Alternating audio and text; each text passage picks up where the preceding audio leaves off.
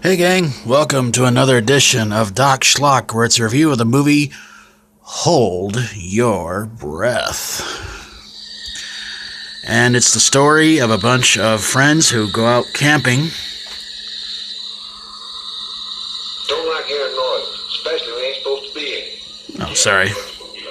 I'm trying to be as quiet as I can here, sir.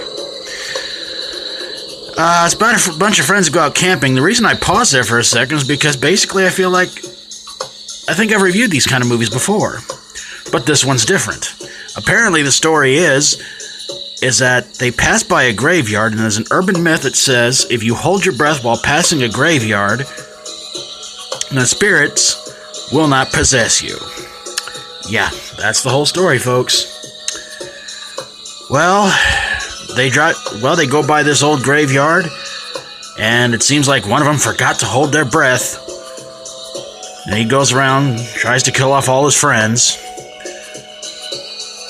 Yeah, the gore in this one is actually pretty good. The special effects, not so much. Our serial killer in the movie is named Van Housen. He was put in the electric chair years before, and well, yeah, it's really idiotic. It's from the asylum, so what do you expect? But yeah. So, spirit possesses some of the friends. In fact, this is probably the worst body jump movie since Jason Goes to Hell. I don't know, it's a close second. But yeah, the evil ghost possesses some of the friends and makes them go around killing all the other friends and anybody else in the movie. Yeah, it's pretty idiotic. I mean, the weird thing is it's supposed to be an Asylum original, but it still sucked. So yeah, I don't know what much to tell you about this movie. Horrible special effects.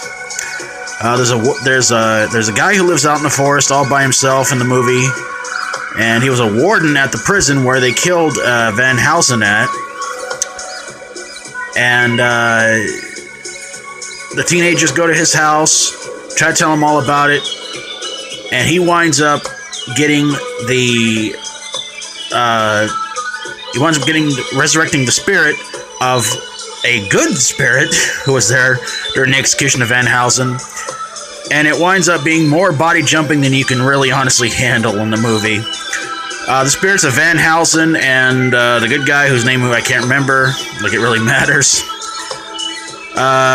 They wind up going at it and they battle to the death, I guess. So yeah, so our survivors of the movie were Johnny, Jerry, and Natasha. Or Natasha, who cares? This movie was stupid. The end comes when Johnny, Jerry, Natasha, or Natasha, whichever, are trying to drive. It's the next day. They're trying to drive somewhere, get somewhere to try to maybe get a hold of somebody, let them know what happened, everything like that. Natasha tries to get out of the car, but Johnny locks the doors and stabs her in the eye, and Jerry is in the back seat, sees the whole thing, and apparently Johnny was possessed by the spirit of Van Housen, I don't know. He's supposed to be German, so figure it out, folks.